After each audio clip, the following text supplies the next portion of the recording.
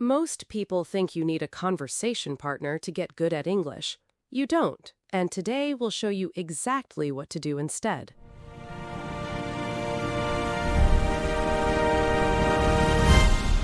Hey everyone, welcome back to Fluent English Podcast. I'm Emma. And I'm Alex. So glad you're here with us today. Okay, so today we're talking about something I think a lot of English learners struggle with. You want to practice English, but maybe you don't have a native speaker nearby. Maybe you don't have a study partner. Maybe you feel a little shy about talking to people. Yes, and honestly, I totally get that. I'm learning French right now, and finding someone to practice with is actually really hard. Like, I don't have a French friend I can just call up.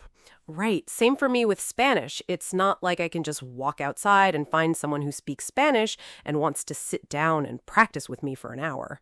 Exactly. So, what do? You practice solo, and that's what we're going to talk about today. There are so many good techniques for improving your English without a partner, and some of them are actually really fun. And the cool thing is, a lot of these techniques work for any language. So if you're listening and you're learning something besides English, you might find this useful too. Okay, let's jump in.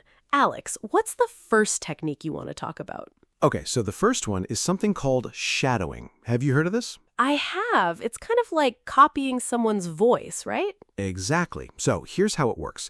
You find a video or audio clip of a native English speaker. Could be a podcast, a YouTube video, a TV show, anything. And you listen to what they say, and then you repeat it out loud, trying to copy not just the words, but also the rhythm, the speed, the tone. So it's not just about the words. It's about how the words sound together. Right, and that's super important for English because English has a very specific rhythm. Like some words are stressed and some are not. Some sounds connect together, and when you shadow, you start to feel that rhythm in your mouth. That's such a good point. I noticed when I was learning Spanish, I would read the words fine, but when I tried to speak, it sounded really stiff because I wasn't feeling the natural flow. Yes, stiff is the perfect word, and shadowing fixes that. You do it enough, and speaking starts to feel more natural. How long should someone do this each day? Even 10 or 15 minutes is really helpful. You don't need to spend hours. Just find a short clip, maybe 2 or 3 minutes long, and shadow it a few times. Try to get it to sound just like the speaker. I love that.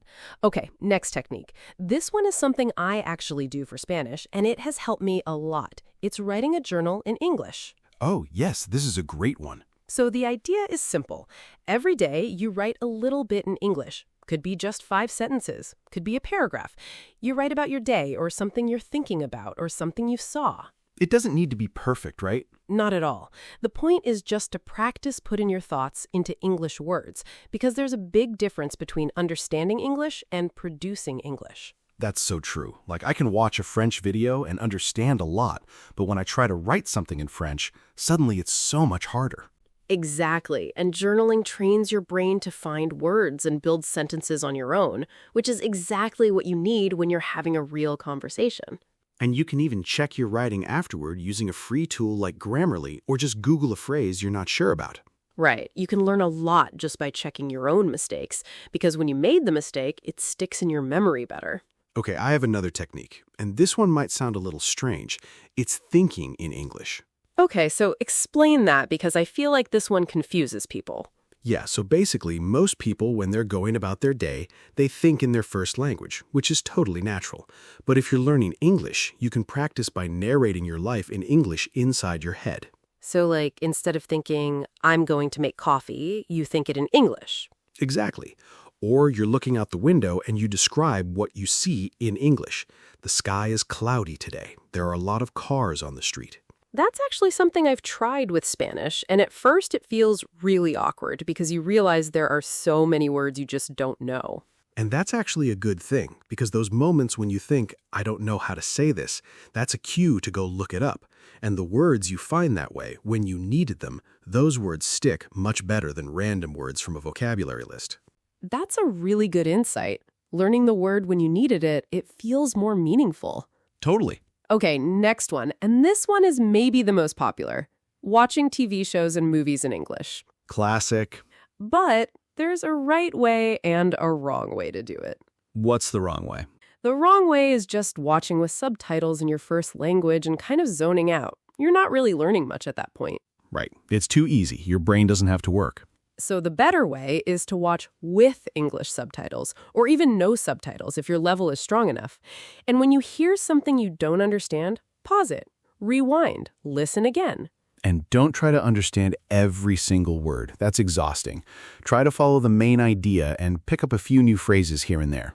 And choose things you actually enjoy. If you're bored, you're not going to pay attention. Oh, for sure. I've been watching this French cooking show and I love it, so I actually stay focused.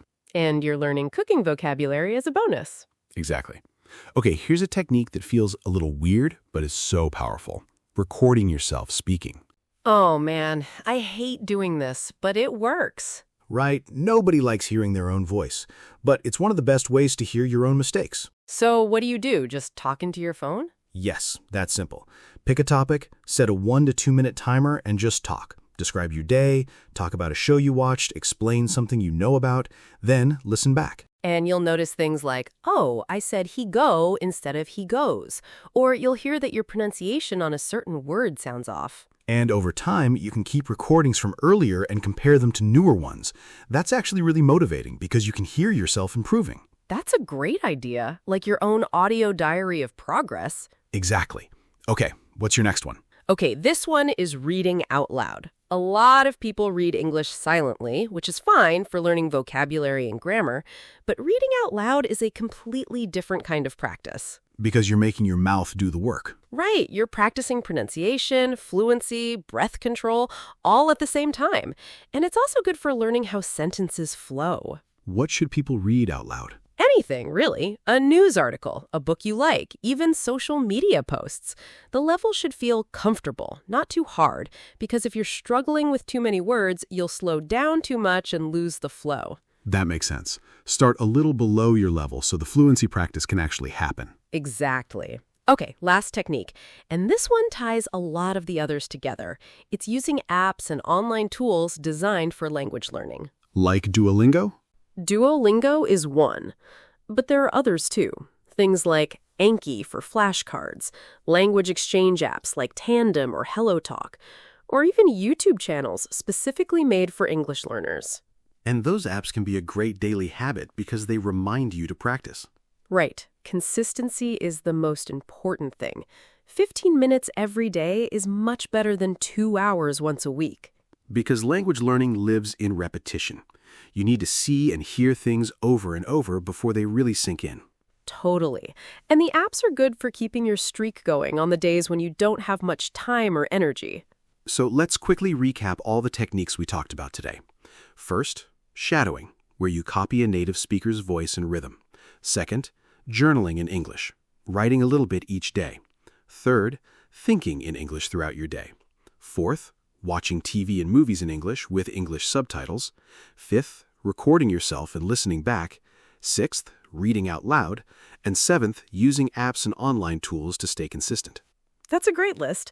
And the beauty of all of these is that you can do every single one of them completely alone, at home, at your own pace. No partner needed. No partner needed. And actually, some of these things might work better alone because you're not embarrassed, you're not worried about what someone thinks. You can just focus. That's such a good point. When I first started French, I was so shy about speaking in front of anyone. But alone in my room, I could practice and make mistakes without any pressure. And then when you do get a chance to speak with someone, you're more prepared. You've already done the work. Exactly. So the solo practice builds your confidence for the real thing. All right, so that's our episode for today. We hope you found at least one technique you want to try. Start with just one. Don't try to do all 7 at once. Yes, pick the one that sounds most fun to you. Fun is important. If you enjoy the practice, you'll actually do it. And keep listening to us because that counts as practice too. Absolutely. You're learning by listening right now. Thank you so much for spending this time with us. If you have a technique we didn't mention, we'd love to hear it. And if this episode was helpful, share it with someone who's learning English. It might be exactly what they needed to hear. Before we go, if today's episode got you thinking about your English journey, you are going to want to hear our episode called The Truth About Learning English, where we get into why so many learners feel stuck even after years of studying and what actually works. It's honestly one of our favorites because we talk about our own struggles learning French and Spanish, so it feels very real. This video is on the left side. Bye, everyone. Bye.